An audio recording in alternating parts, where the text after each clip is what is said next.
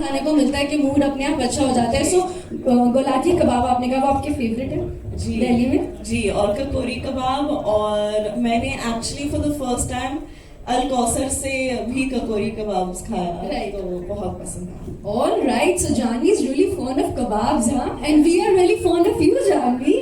Look at you, she is looking so beautiful and gorgeous. And we've just seen the trailer. It looks so promising, and especially when we see the last scene, it gives us goosebumps. तो मतलब कितना मुश्किल रहा आपके लिए ये shoot करना, या फिर कितना चैलेंजिंग था? That's the one thing that I want to ask you about this. काफी मुश्किल था, काफी चैलेंजिंग था, स्पेशली फ्रीजर में जो भी पोर्शंस हमने शूट किया था। उन्होंने एक्चुअल में मेरे लिए एक फ्रीजर बनाया था, एक कोल्ड स्टोरेज रूम, जो कि हर वक्त -15 डिग्रीज या -18 डिग्री पे रहता था। Right.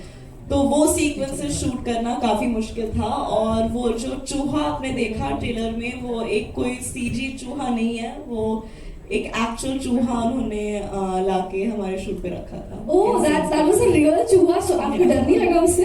काफी डर लगा, और वो चूहे ने मुझे काफी ऐसे थोड़ा निबल भी किया उंगली पे। लकी था काफी, चूहा लकी था। मैं चाहती हूँ कि अब हम मीडिया के लिए फ्लोर ओपन करते हैं, because they have so many questions to ask from you. So let's have the chair now, you can be well rested, well seated, and the media can ask the questions now. Are you all ready with your questions? आप लोग हाथ उठाना। Hello ma'am. Great. आप लोग हाथ उठाओ, mic आपके पास पहुंच जाएगा। ठीक है, ठीक है, बोलिए।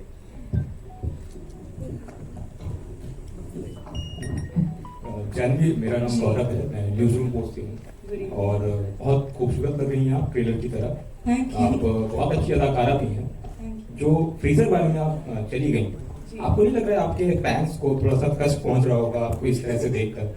दूसरा, मेरा एक गंभीर विषय पर आपसे सवाल है कि रीमेक जो है आजकल थोड़ा सा वर्क नहीं कर रही है, और आपने भी एक जगह कहा कि आप टायर्ड हैं रीमेक करके। फिर आपने और बोनी कपूर साहब ने ऐसी इसमें क्या वजह देखी, ऐसी खास वजह? जरूर कोई ना कोई खास वजह होगी, तभी आप दोनों लोगों ने इस फिल्म को तय किया। तो ऐसी क्या खास वजह थी जो आपने इस फिल्म को चुना?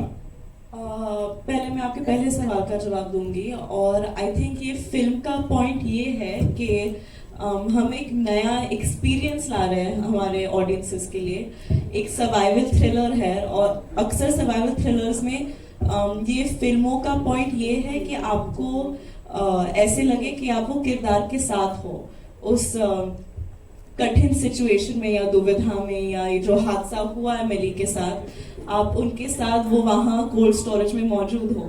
तो अगर आपको ट्रेलर देख के वैसे लगा, तो आई एम होपफुल कि फिल्म देख के भी वैसे लगेगा। और हमारी कोशिश भी वही रही है कि बड़े पर्दे पे हम एक नया एक्सपीरियंस लाए, एक थ्रिलिंग एक्सपीरियंस।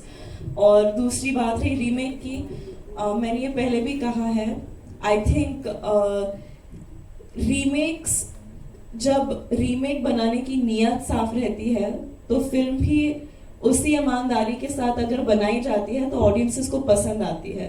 देखिए, मैंने आज तक मिली के अलावा 2 दूसरे रीमेक्स किए थे, और अगर फिल्म मेकर का मुद्दा या एजेंडा ये है कि ये कहानी अच्छी कहानी है, ये मैं और लोगों तक पहुंचाना चाहती हूँ या चाहता हूँ, तो वो एक नेक इरादे के साथ वो फिल्म बना रहे हैं, और आई थिंक उस हिसाब से वो फिल्म चलेगी अगर आप ईमानदारी से वो फिल्म को बनाओ। लेकिन अगर आपका इरादा ये है कि अच्छा ये फिल्म यहाँ साउथ में चली या यहाँ चली और अच्छा प्रोजेक्ट है और हिंदी में बना के और पैसे कमाऊंगा, तो आई थिंक वो शुरुआत से आपकी नीयत गलत है। और मैं जानती हूँ कि हमने जो कोशिश की, सेट दैट मिली जो किरदार मैं निभा रही हूँ, उससे तो कोई ट्रेनिंग नहीं मिली थी जब वो इस कोल्ड स्टोरेज में फंस गई थी, and he wanted to keep it as real as possible. तो he didn't even let me enter the cold storage before I got stuck or before I had to shoot those segments. लेकिन जब मैं अंदर पहुंची, जो फटी में क्योंकि इतनी ठंड थी वो स्टोरेज रूम के अंदर, और सबसे बड़ा मसला ये था कि हमने समर में शूट किया था ये, तो जब स्टोरेज से बाहर आप निकलोगे, so it was 37 degrees outside, तो वो अंदर बाहर में इंसान और बीमार पड़ जाता था।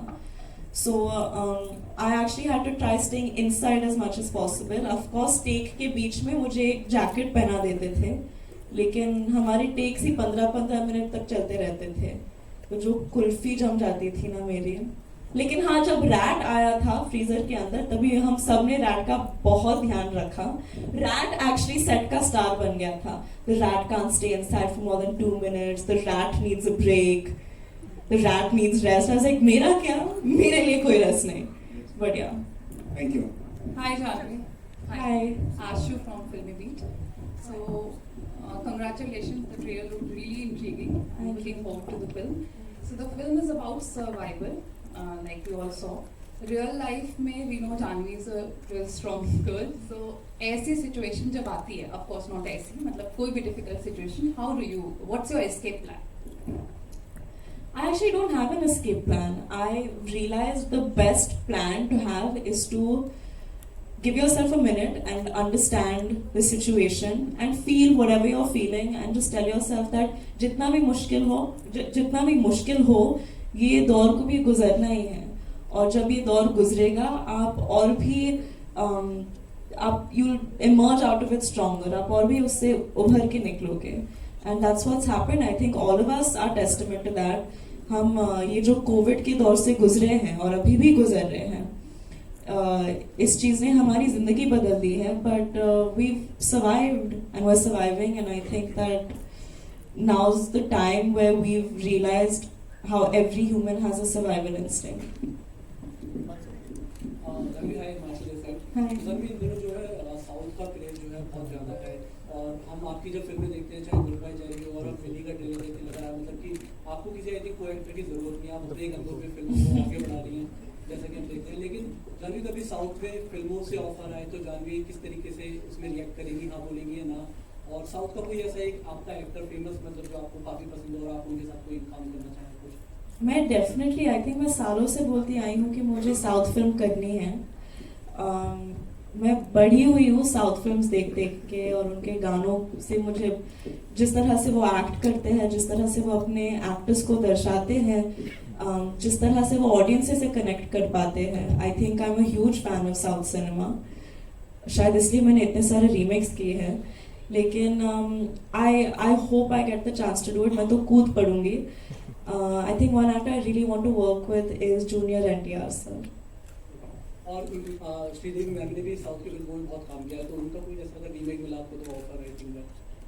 I think किसी को उनकी कोई भी फिल्म को रीमेक नहीं करना चाहिए क्योंकि कोई भी उनकी तरह काम नहीं कर पाएंगे। हाय जानवी, ये बिग फ्रेंड आपके सामने। सो जानवी उनके पीछे छुप गया। जानवी, जब ये आपको मिला स्क्रिप्ट, आपको जब मिली स्क्रिप्ट आपको सुनाई गई तो आपका फर्स्ट रिएक्शन क्या था कि एक चैलेंजिंग रोल आप प्ले कर रही हैं, ऐसा आपने इससे पहले कभी नहीं किया। So what was your first reaction when this role you heard about this role? So honestly मैं बहुत एक्साइटेड थी क्योंकि ऐसा रोल जैसे कि आपने कहा किसी ने प्ले नहीं किया था।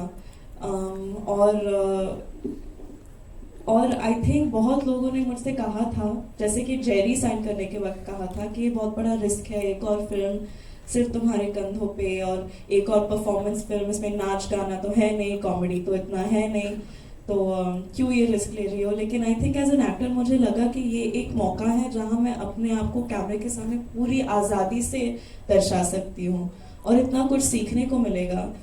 और जब मैंने स्क्रिप्ट पढ़ी और ओरिजिनल फिल्म देखी मुझे डर लगा, और जब भी मुझे ऐसे डर लगता है मुझे लगता है कि ये अच्छा साइन है क्योंकि अगर मैं ये कर पाऊंगी तो मैं और भी बहुत कुछ सीख पाऊंगी मेरे कला के बारे में। तो आई थिंक वो सेल्फिशनेस की वजह से मैंने ये फिल्म की एंड आई होप कि आप लोगों को मेरा काम पसंद। तुम भी राही। Hello, Janvi Samiya here.